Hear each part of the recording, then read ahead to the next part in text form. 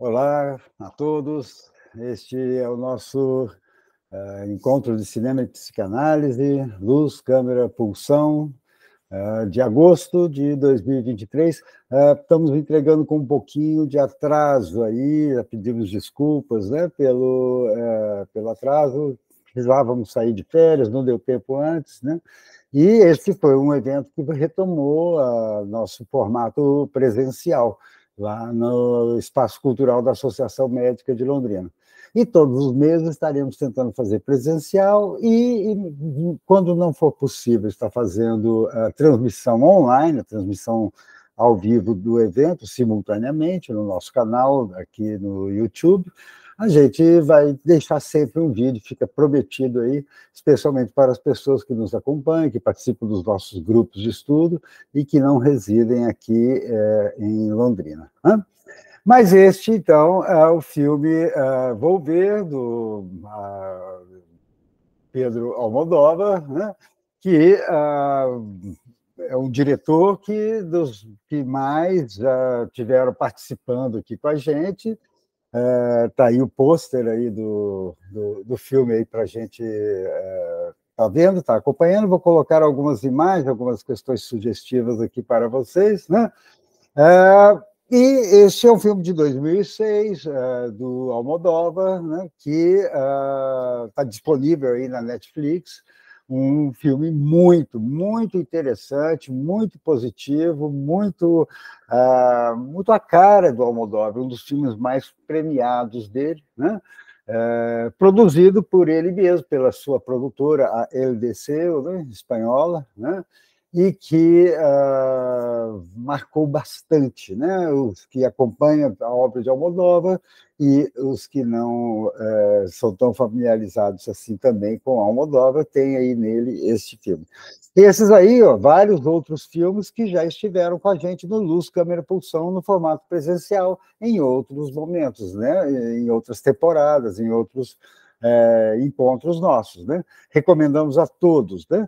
E, inclusive, está prometido aí, vamos deixar também, a exemplo do que a gente deixou aqui registrado sobre o Tarantino, sobre o Quentin Tarantino e a sua obra, nós vamos deixar também futuramente um vídeo fazendo algum comentário, algum incentivo à leitura, à reflexão, do ponto de vista psicanalítico, a respeito da obra desse formidável, desse talentoso diretor, que já tem mais de 70 anos de idade, natural de La Mancha, na Espanha, né?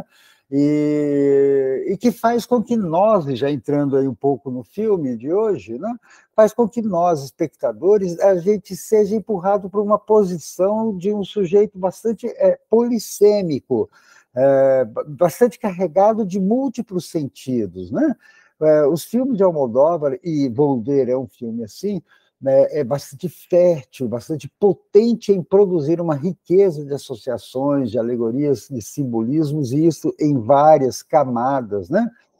Exatamente porque o Almodóvar não deixa nenhum detalhe, né, de fora, a sua simbologia sempre está muito presente, né, em cada detalhe. A gente vai abordar algumas, vocês podem ter feito outras, podem ter visto outras reflexões, outras associações, outros significados para a simbologia de Almodóvar. Vamos apontar alguns caminhos aqui hoje para vocês, né? A partir até mesmo das letras das músicas de abertura, Las Espigadoras, né? E da festa, né, que é o Volver, a festa que aparece no final, aonde, né, a Raimunda, protagonizada aí magistralmente, né, pela Penélope Cruz, canta e entoa uma canção chamada Volver, muito marcado, a letra muito que ver com o filme, muito que ver com isso do voltar, de uma paixão que volta, de uma falta, né? De algo que, inclusive, atravessa os tempos, atravessa até mesmo as gerações, né? Nós vamos estar comentando e falando de algumas delas aqui, tá? Volver, o nome do filme já tem até um significado especial, né, para o próprio diretor, para o próprio Almodóvar, numa entrevista que ele deu em Cannes, né, em 2006. Esse filme foi premiadíssimo também em Cannes, recebeu várias premiações mundiais, no Oscar também, né, teve as suas indicações. Esse foi uma oportunidade, a gravação, a produção desse filme foi uma oportunidade e uma chance que Almodóvar se deu de volver à sua terra, a terra da sua juventude, a sua juventude manchega, né, lá em La Mancha, na região, e inclusive dela se despedir, né? Esse é um dos aspectos aí do Volver.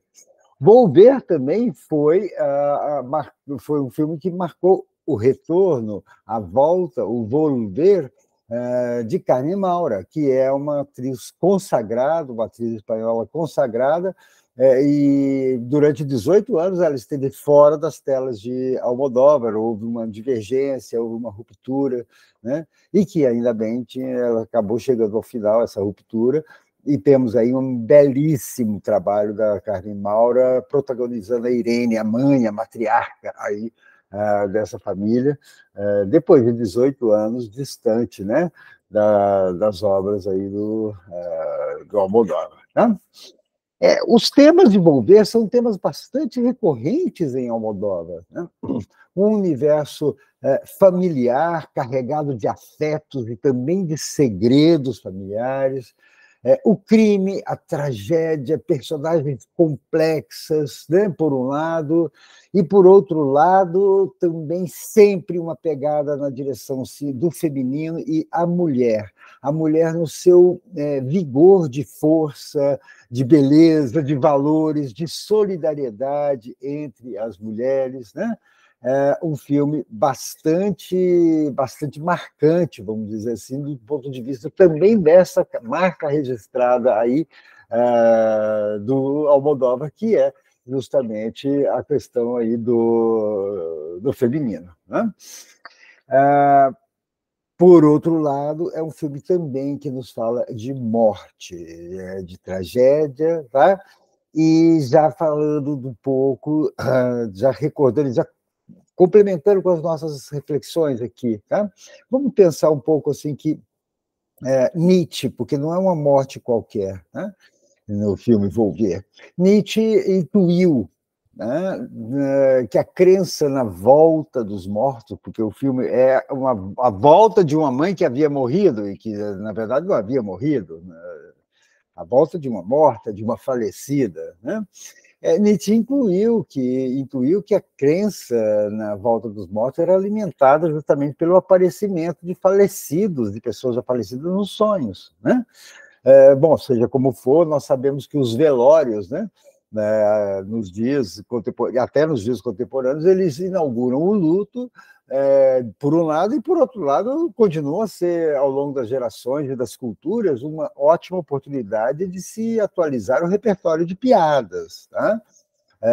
Isso é bastante característico dos velórios em si. E nós estamos falando dessa ambiguidade, dessa ambivalência, tá? Que acontece quando nós sepultamos os nossos mortos e que, por precaução, nós colocamos pesadas lápides sobre a cova, uma pedra. Né? Pedra vai ter uma simbologia também no filme de Almodóvar, desse Volver. O lugar dos mortos, afinal de contas, é no reino dos mortos, né? Mas como aparece nos sonhos, aparece nas receitas das mamães e vovós e titias já falecidas e trazem de volta os seus cheiros, gostos e rituais de preparos que são passados de geração em geração, os mortos podem voltar para concluir algo deixado para trás. Pode ser uma promessa, um propósito benévolo não realizado em vida, só que desde Freud, quando Freud nos demonstra que no inconsciente humano toda morte é um assassinato, temos a chance de entender por que os mortos também nos metem medo. É que pode ser que eles voltem para uma vingança. Né? Não é à toa, então, que as primeiras cenas do filme começam justamente num cemitério. As primeiras sequências se dão com as mulheres limpando, lavando, varrendo obstinadamente os túmulos dos seus falecidos, que eram principalmente homens, né? Há um comentário, nessa hora começa com uma troca de comentários, tem tantas viúvas aqui nesse lugar, diz a pequena Paula, né? E a resposta de Raimundo é: as mulheres aqui vivem muito mais que os homens, né? E essa sequência de abertura é marcada também pelo vento, um vento forte que está ali invadindo o cemitério, despenteando os cabelos, derrubando as flores, jogando os vasos no chão, né? Um vento impetuoso que molesta as mulheres. Nós vamos tentar entender nisso também uma alegoria, um recado de Almodóvar, porque este vento vai aparecer constantemente, vai ser um personagem no filme, né? Vai aparecer de forma constante, bastante significativa ao longo da história que está prestes aí a ser contada, e a gente vai voltar, vai mencionar de volta aí esse aspecto, então, aí do sonho, né? Do vento e do recado de Almodóvar aí para nós, né? Pensemos um pouco, então, com a questão do filme e do que se trata a trama. Toda a trama se desenvolve a partir de um trauma. No passado de Raimunda, a personagem da Penélope Cruz, ela foi vítima de um crime de estupro incestuoso por um pai, cometido por seu pai contra a sua própria filha, quando ela tinha 14 anos de idade, né? E foi desprotegida, ela se viu nessa situação e também desprotegida da sua mãe, Irene, que não conseguia ver, que se negava a ver o que estava se passando. O estupro resultou numa gravidez, o que faz com que ela seja irmã da sua própria filha. A filha é a Paula, né? E esse crime, entretanto, só vai ser revelado para a gente no final, próximo do final do filme, né? Ao longo da narrativa, o que Almodóvar faz é ir nos anunciando, nos insinuando sutilmente em vários detalhes, né? No enredo, a razão de ser dos acontecimentos, né? No início, a Agostina, quando a amiga da família, quando ela aparece, ela diz: nossa, Paulo tem os olhos do seu pai, né? A Irene aparece assistindo a TV e no filme que aparece na TV, na verdade é o filme Belíssima, né, do Luchino Visconti, onde a atriz Ana Magnani faz o papel também de uma mãe que leva a filha para o casting. É o que acontece com Raimunda. A mãe tinha levado ela, quando criança, para o casting, né, de filmagem, querendo que a filha fosse uma artista, fosse uma cantora, né? E um pai que tem também uma atitude bastante sedutora para com a sua filha. Aparece isso no filme Belíssima, né, que está passando na televisão, né? E na hora da tentativa dramática ali do estupro de Paco, né, contra a Paula, contra a pequena Paula, a alegação de não ser o pai biológico da menina desencadeia a ruptura de um pacto de silêncio que erigiu o segredo familiar e que dá mais uma pista aí ao espectador, no sentido de que alguma coisa ali tinha acontecido, né? E por isso nós falamos a respeito de volver, um volver a passar por isso, um voltar a passar por isso, um eterno retorno do igual, né? Volver se trata de um voltar a acontecer, de uma história de repetições. Com Freud, a gente vai dizer de uma compulsão de repetição ao longo de gerações numa história familiar, né? Conceito este de compulsão de repetição que a gente tem batido aqui e que a gente, infelizmente, observa bastante descuidado, bastante confundido na literatura psicanalítica, né? E que a gente tem se preocupado bastante em estar desenvolvendo, estar levando, porque faz parte da clínica e tem muito que ver com a inauguração da própria segunda tópica freudiana, né? O que se repete aí no filme Volver? Que repetições a gente documenta, né? Repete-se no assédio do Paco contra a pequena Paula o estupro que a Raimunda, a mãe de Paula, né, agora vê se repetir na sua filha, que não sabe ser a filha de uma gravidez resultante de um estupro incestuoso cometido pelo pai contra a filha Raimunda, quando Raimunda era adolescente, né? Repete-se o segredo familiar, né? A história traumática e vexatória do estupro sofrido por Raimunda foi ocultada de todos. E a tia Paula, que aparece no filme e vem a falecer na história do filme, na narrativa, foi quem se encarregou de acolhê-la e também ocultar dos demais essa história vexatória, essa história aviltante que produziu muita vergonha na família, né? Não é mera coincidência que a morte de Paco se dá no mesmo dia da morte da tia Paula, né? Em Almodóvar, nada é casualidade, né? E nisso a gente faz um detalhe, a gente pega um aspecto importante, porque para melhor tapar, obturar o vazio deixado pelos seus segredos, tanto as famílias, como as nações, como os indivíduos, né, criam seus mitos, criam seus heróis, né? Na família de Raimunda, o mito heróico romântico foi a de que seus pais teriam morrido abraçados num incêndio, que a mãe era muito feliz, e nós vimos que não era bem assim, né? Repete-se também a limpeza, aquela cena do início do filme, de limpeza dos túmulos, na sequência de abertura, as mulheres lavando, limpando os túmulos dos homens falecidos, as sepulturas, né? No cemitério, repete-se na cena de Raimunda limpando o sangue no chão, né, da sua casa depois da morte de Paco, né? Repete-se o sepultamento do seu pai no enterro do freezer com o cadáver de Paco, né?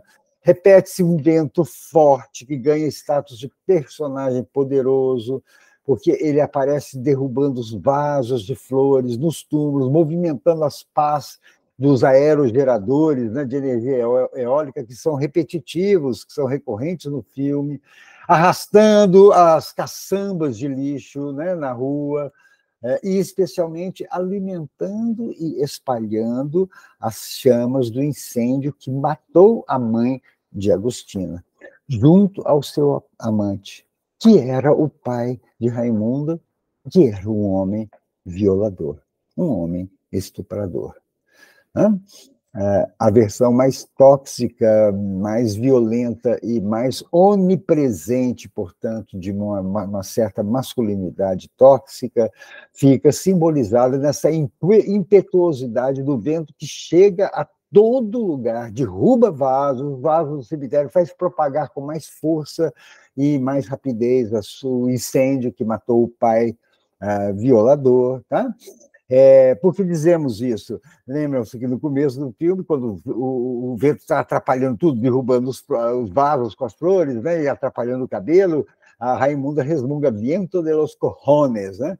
E os cojones é uma expressão, é um slang, é uma gíria, quase um baixo calão em espanhol, se referindo aos testículos, né? Uma genitália masculina, tá? Isso em contraste, por exemplo, com depois, quando ela grita para a Paula, quando eles chegam em casa e a Paula se senta muito descuidadamente, com as pernas abertas, né, na frente, na presença de Paco, tá? Ela fala, cierra tus pernas, conho, né? Ou seja, a filha adolescente, ela manda fechar as pernas, e conho é também uma gíria, um termo vulgar, né, popular, para se referir à genitália feminina. Tá? Repete-se, repete-se, repete-se, volve, volve, volve, muita coisa está a volver no filme. Repete-se por 2 vezes a provocação erotizada inconsciente da pequena Paula a Paco. Nessa cena que acabamos de comentar, quando ela se senta descuidadamente, as pernas abertas, tá? E na cena seguinte, quando ela com a porta entreaberta está se trocando, deixando antever o seu dorso nu, seus seios, né? manter a porta aberta, sabendo que o pai, o suposto que ela tinha por pai, estava por ali, estava por perto. Tá? Repete-se a negação do incesto. A Raimunda frequentemente deixa a adolescente a sós, tá? Sua filha adolescente a sós, com um homem que ela sabia que não era o pai biológico, e um homem, ainda por cima, alcoólico. Tá?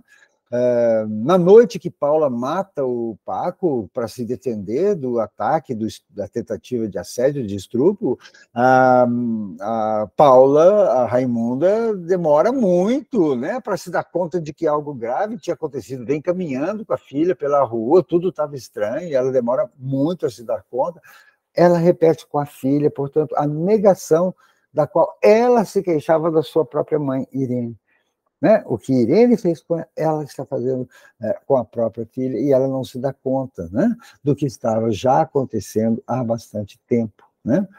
O próprio estupro incestuoso é uma repetição na história dessa família. Aliás, este Paco, que não era o pai biológico, né, da Paula, é um exemplo muito típico de um homem, desse macho que aparentemente chegou à vida adulta, mas, na verdade, ele pode até ter atravessado o complexo de Édipo, mas não atravessou, não escapou à tragédia de Édipo, porque ele está totalmente capturado por uma cena, por uma visualização absolutamente infantil, né? E mais coisas vão se repetindo. Repete-se o vermelho no ônibus, na poça de sangue, na sequência, né, da roupa que elas estavam vestindo quando o Paco foi morto. Repetem-se os homens que desaparecem, o pai de Raimundo e pai biológico da Paula, assassinado pela mulher Irene. Desaparece o marido da Soledade. Desaparece o dono do restaurante que se muda de cidade, que gostava da Raimunda, né? As mulheres vivem mais que os homens nesse vilarejo, e nesse vilarejo sobram somente os idosos, as mulheres e as crianças. Né? Os mortos, portanto, voltam para fazer cumprir as suas exigências e para assombrar o mundo dos vivos, né? Porque o assassinato que se repete é o assassinato do homem violador. E aí a gente se refere a esse sentimento, a esta culpa inconsciente, inclusive das mulheres do povoado. Tá? É isso a que Freud se refere, tá? Naqueles textos chamados de transição, ali no período em que a psicanálise estava em apuros com alguns fenômenos da clínica e, durante alguns anos, foi se amadurecendo a partir da percepção desses fenômenos da repetição, da compulsão de repetição, foi se dando conta também de uma repetição que já não era apenas um fenômeno na clínica, ali na atuação do paciente, na relação com o analista, mas uma repetição como uma estrutura da própria psique. Tá? A compulsão de repetição como um componente estrutural do psiquismo. Freud vai desenvolver isto. Né? Isso aparece em 1919, lá no Infamiliar, ou O Estranho, né? Quando ele trata de fenômenos sentidos como ominosos, como sinistros, e ele menciona, então, este eterno retorno do igual. Tá? No ano seguinte, quando ele publica O Além do Princípio de Prazer, quando reconhece a compulsão de repetição e se refere a ela como sendo um elemento mais originário, mais elementar, mais pulsional que o próprio princípio de prazer que ela desentronizou. Né?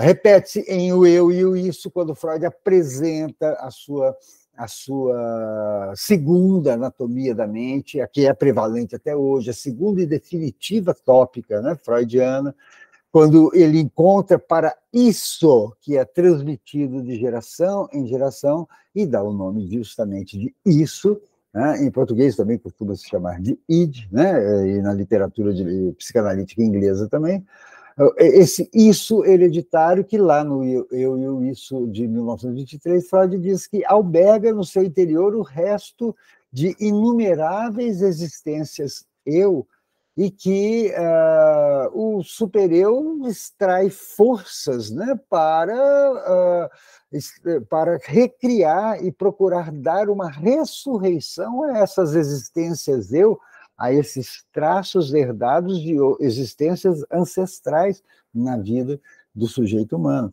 É um texto tremendo, de muitas consequências para a clínica, que foi aí capturado e magistralmente desenvolvido por Almodóvar nessa sua obra de ficção. Né?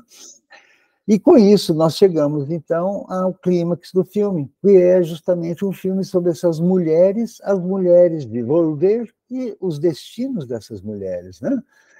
Volver é, na verdade, um filme que, de fato, reproduz uma denúncia, denuncia este homem infantil, violador, violentador, deflorador, angustiado diante da alteridade representada pela mulher, pelo feminino, tá? Representante de uma herança patriarcal, ancestral e de uma modalidade de masculino, de masculinidade, que é tóxica justamente por precisar enxergar uma inferioridade onde, na verdade, só existe uma diferença e não uma inferioridade. Né? Enfim, denuncia esse homem machão, boçal e machista, que, na verdade, é um infantil, né? É um meninão, esse tal machista. Né? Volver, por outro lado, é um elogio. É um elogio à mulher e ao feminino, como já dissemos, bastante recorrente em Almodóvar. Porém, uma das coisas que me agrada muito, a mim particularmente, em Almodóvar, é que é um elogio sem idealizações piegas da mulher e do feminino. Né? É um elogio que dispensa maniqueísmos infantis, muito diferente, tá? No filme de Almodóvar, que é bastante queridinho de uma linha de pensamento, uma linha ideológica, mas não está muito comprometido nem com a psicanálise, com a defesa dessa daquela ideologia, no sentido de que também não tem ninguém santo, nenhuma das mulheres do filme de Almodóvar são santas, são tão desprovidas de qualquer mancha, de qualquer reparo, de qualquer crítica assim. Né? E Volver deixa com a gente uma série de indagações, finalmente. Tá? O que a mulher fará com isso e fará desse seu estar exposta a esse masculino tóxico, a esse masculino incestuoso, a esse masculino violentador. Né? Qual o destino da mulher em Volver de Almodóvar? E a gente pensa que cada uma das personagens pode nos dar dicas e podemos confrontar com a contemporaneidade, com o que a gente vê na clínica, atendendo mulheres e também adolescentes, tá? E observando a nossa cultura e os traços presentes da nossa contemporaneidade. Tá? Por exemplo, Raimunda é a mulher que foi deflorada, violentada, que foi violada, tá? E a sua escolha amorosa como mulher sexuada existe, mas recai sobre esse infantil Paco, né? Que é ela que sustenta, é ela que satisfaz, é ela que tem nele praticamente assim, um filho adotivo, poderíamos dizer, tá? Do seu trauma trágico na adolescência, a Raimunda construiu defesas contra a sua própria sexualidade. Observe como que, no começo do filme, quando a Agostina oferece a maconha, ela diz não, não, não, não, não, não, não, né? Como que, com medo ali, né? Como que precipitada em já recusar de alguma forma. Ela não dá chances a Emílio, que era o dono do restaurante, com quem ela chegou a trabalhar, segundo a narrativa do filme, ela não dá chances para o Emílio, que a desejava. Ela não dá chance para o diretor de cinema que aluga o restaurante, né? Naquela cena da festa, né? Ela chega a dizer para ele, não me olhes assim porque me pões nervosa. Tá? Assim como ela fez com o cadáver de Paco, tá? Ela remete para o freezer os seus afetos de mulher sexuada. Ela silencia sobre a sua tragédia pessoal e, ao perpetuar seu segredo, ao não elaborar, ela acaba abrindo caminho para repetir em sua filha, dolorosamente o seu próprio trauma. Essa foi Raimunda, né? Soledad, a irmã, literalmente significa solidão. É a mulher solitária e infantil que não se individuou tanto assim em relação à mãe. Ela tem sérias dificuldades para dizer não, ela foi deixada, segundo a narrativa, há 2 anos e meio pelo marido que sumiu, mais um homem desaparecido, tá? E, nitidamente, ela vive realmente uma relação que a gente pode, psicanaliticamente dizer, uma relação pré-edípica e incestuosa com a mãe. Tá? Elas dormem juntas, a mãe anuncia para elas que uma filha pode mais desejar, uma filha separada pode mais querer se não ficar com a sua mãe. Né? Essa é solidariedade, então a solidão da mulher protagonizada ali, espelhada e, quem sabe, né, simbolizada na personagem Soledad. Tá? Aí temos Agostina. Agostina nada mais é do que um anagrama, né? Uma troca de letras para angústia. Agostina, angústia. Ela é uma personagem que é como que uma antípoda de Raimunda, né? Da Penélope Cruz. A Agostina não sabe da mãe há 3 anos e meio.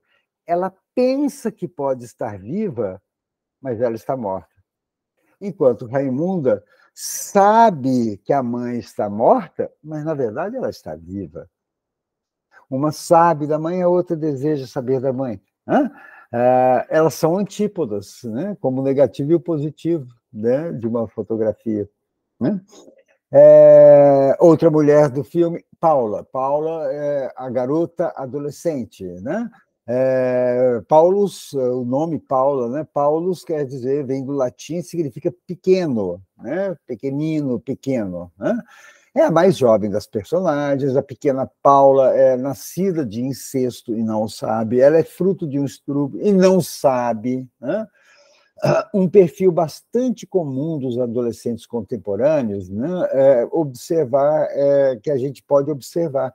Vejam como que no começo do filme a Paula está o tempo inteiro no celular, a mãe chega a ralhar com ela acaba com o crédito dela no celular, fica sem crédito, está o tempo inteiro ali, algo que faz lembrar, né, muito da nossa vida cotidiana, não só dos adolescentes, mas especialmente, estamos falando agora dos adolescentes. Né?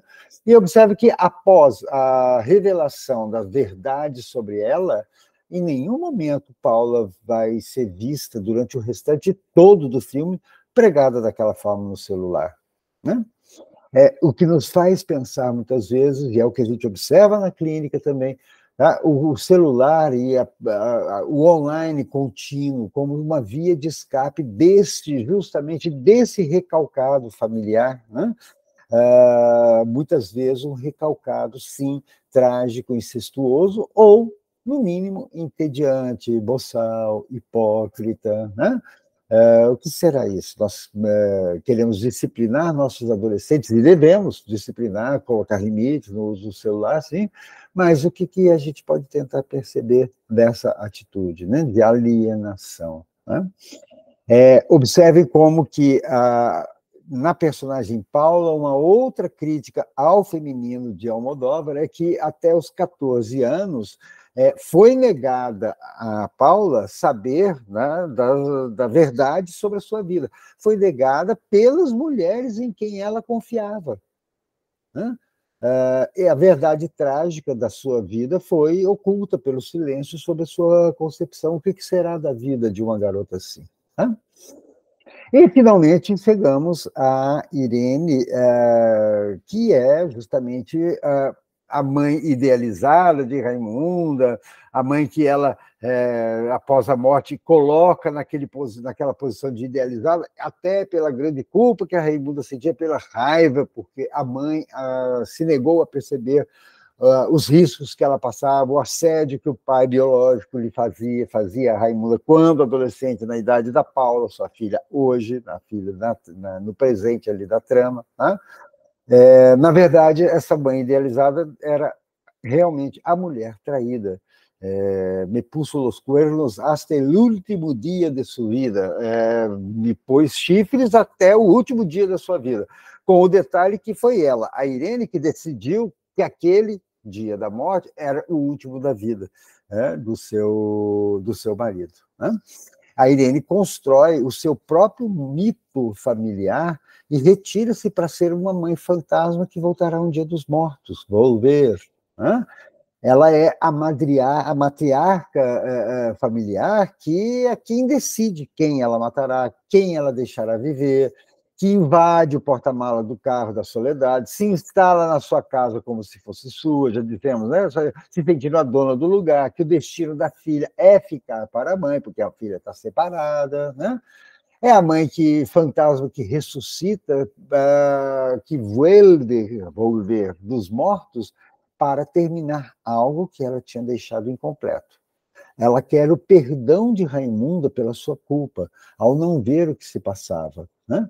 Negação e silêncio, justamente como dois ingredientes para que o complexo trágico e incestuoso se formalize, aconteça na realidade também fora das telas. Um alerta para os pedagogos, para os psicoterapeutas, terapeutas infantis, terapeutas de adolescentes, tá? Como que é essa questão do segredo, como que é essa questão da negação e como que isso a respeito do silêncio, que é muito descrito nesses casos de violência, de assédio contra a criança e o adolescente, as raízes disso profundas, né? E as consequências disso também, né? Portanto, na nossa leitura, eu diria para vocês assim que, ainda que realmente emocionante, e o filme é emocionante, além de hilário em vários momentos, é cômico, né? O talento de Almodóvar é formidável, de fato, mas ainda que emocionante, o reencontro das filhas Soledade e Raimunda com a mãe Irene não é apenas um final feliz de um bom filme, tá? Há algo ali de regressivo, há uma certa regressão nesse desfecho. As três mulheres, né, Raimunda, Soledade e a pequena Paula, voltam para a mãe e para a avó, volveram, né, para a sua mãe, para a sua avó, tá? Ou seja, estamos falando justamente de algo a ser pensado, de desafios diante do feminino, né? O Volver. Como dissemos, a simbologia do Almodóvar é formidável. Desde a primeira cena, todo o filme, nós participamos recentemente de um debate lá na Associação Psicanalítica Argentina sobre este filme, e o expositor falava justamente como que nos primeiros 5, 6, 8 minutos do filme, todos os elementos que vão se desenvolver estão já ali presentes, fazendo a gente, inclusive, lembrar aquela questão na técnica, né, e na teoria da técnica psicanalítica a respeito da clínica do primeiro encontro, né?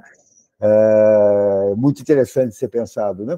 Mas naquela sequência, naquela cena do cemitério, o vento que vem, que derruba as plantas, veja, né? O viento de los cojones, né? Que ataca violentamente as flores e vasos, símbolos culturalmente instituídos do feminino, as flores, os vasos como receptáculo, as flores, tá? Costuma-se dizer que quando um homem penetra pela primeira vez uma mulher, ela foi deflorada, né? E aí estão todos os elementos simbólicos geniais, né? Genialmente colocados por Almodóvar. Mas é um filme sobre o regresso, sobre o eterno regresso do igual, sobre a culpa inconsciente, né? E nos faz lembrar que em espanhol há um ditado de origem obscura, não se sabe se francês originalmente, mas é um ditado espanhol, que reza mais ou menos assim: los muertos que vos matáis gozam todos de buena salud. Os mortos que vocês mataram gozam todos de boa saúde, né? Lembra-nos aquele trecho de Freud, quando ele diz que sim, né?